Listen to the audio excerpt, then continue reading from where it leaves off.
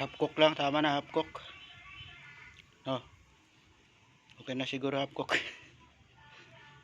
Sarap yan, masyadong hindi niluluto. Half cook lang. Half cook.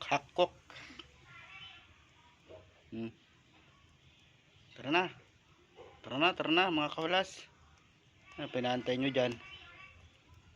Tara na.